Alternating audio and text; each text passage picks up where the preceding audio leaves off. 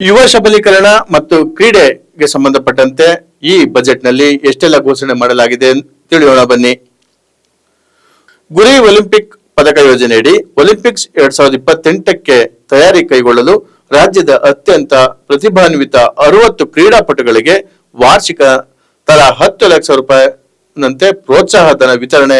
ಈ ವರ್ಷಕ್ಕೆ 6 ಕೋಟಿ ರೂಪಾಯಿ ನೆರವು ನೀಡಲಾಗುವುದು. ತಲಾ 2 ಕೋಟಿ ರೂಪಾಯಿ ವೆಚ್ಚದಲ್ಲಿ 12 ತಾಲೂಕು ಕೇಂದ್ರಗಳಲ್ಲಿ ತಾಲೂಕು ಕ್ರೀಡಾಂಗಣಗಳ ನಿರ್ಮಾಣ. ಈ ಕಾಮಗಾರಿಗಳಿಗೆ 12 ಕೋಟಿ ರೂಪಾಯಿ ಹಂಚಿಕೆ.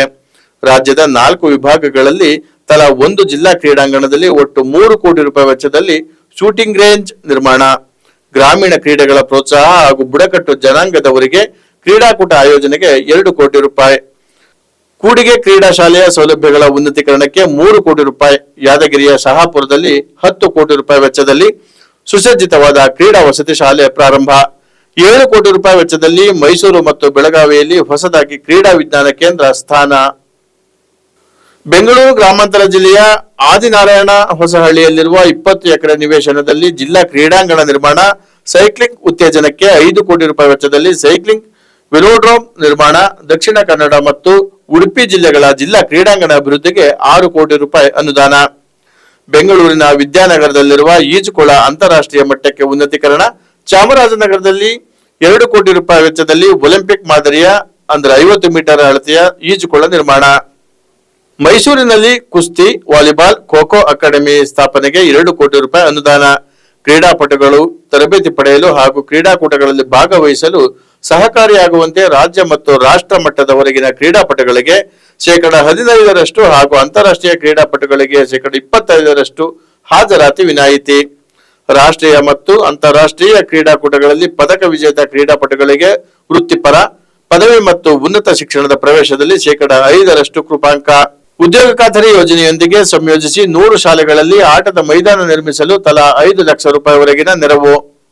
ನಿವೃತ್ತಿ ಹೊಂದಿದ ಕುಸ್ತಿಪಟುಗಳಿಗೆ ನೀಡಲಾಗುತ್ತಿರುವ ಮಾಸಾಶನವನ್ನು ಅಂತಾರಾಷ್ಟ್ರೀಯ ಮಟ್ಟದ ಕುಸ್ತಿಪಟುಗಳಿಗೆ 6,000 ರೂಪಾಯಿಗಳಿಗೆ, ರಾಷ್ಟ್ರ ಮಟ್ಟದ ಕುಸ್ತಿಪಟುಗಳಿಗೆ 5,000 ರೂಪಾಯಿಗಳಿಗೆ ಹಾಗೂ ರಾಜ್ಯ ಮಟ್ಟದ ಕುಸ್ತಿಪಟುಗಳಿಗೆ 4,500 ರೂಪಾಯಿಗಳಿಗೆ ಹೆಚ್ಚಳ.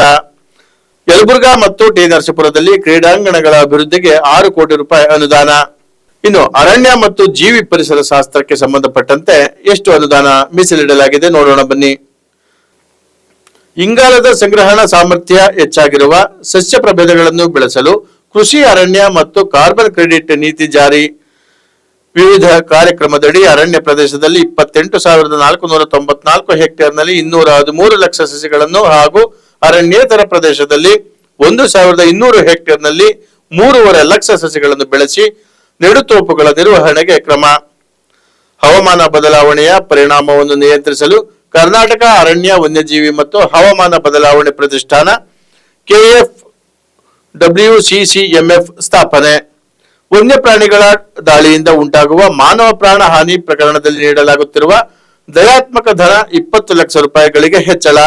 ಕೃಷಿ ಭೂಮಿಯಲ್ಲಿ ಸಾಗುವಾನಿ ಮತ್ತು ಇತರೆ ಬೆಲೆ ಬಾಳುವ ಮರಗಳನ್ನು ಬೆಳೆಸಲು ಉತ್ತೇಜನ ನೀಡಲು ಸಾಗಾಣಿಕೆ ನಿಯಮಾವಳಿಗಳ ಸರಳೀಕರಣ. ರಾಜ್ಯದಲ್ಲಿ ಕಾಡಾನೆ ಹಾಗೂ ಚಿರತೆ ಹಾವಳಿಯನ್ನು ನಿಯಂತ್ರಿಸಲು ರಚಿಸಿರುವ ಕಾರ್ಯಪಡೆಗಳ ಕಾರ್ಯನಿರ್ವಹಣೆಗೆ 17 ಕೋಟಿ ರೂಪಾಯಿ ಬಿಡುಗಡೆ. ಮಾನವ ಆನೆ ಸಂಘರ್ಷ ತಡೆಗಟ್ಟಲು 2 ವರ್ಷಗಳಲ್ಲಿ 150 ಕಿಲೋಮೀಟರ್ ರೈಲ್ವೆ ಬ್ಯಾರಿಕೇಡ್ ಕಾಮಗಾರಿ. 2025-26 ಸಾಲಿನಲ್ಲಿ 60 ಕೋಟಿ ರೂಪಾಯಿ ಮೀಸಲು.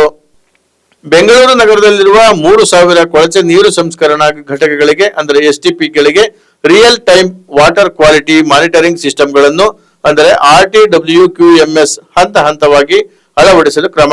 ಕೈಗಾರಿಕೆಗಳಿಗೆ ಮಾಲಿನ್ಯ ನಿಯಂತ್ರಣ ಮಂಡಳಿಯಿಂದ ಸ್ವಯಂ ಪ್ರಮಾಣೀಕರಣ ಮತ್ತು ಮಂಡಳಿಯಲ್ಲಿ ಲಭ್ಯವಿರುವ ಅನುಪಾಲನಾ ದಾಖಲೆಗಳನ್ನು ಆಧರಿಸಿ ಸ್ವಯಂ ಚಾಲಿತ ಸಮ್ಮತಿ ನವೀಕರಣ ನೀಡಲು ಕ್ರಮ.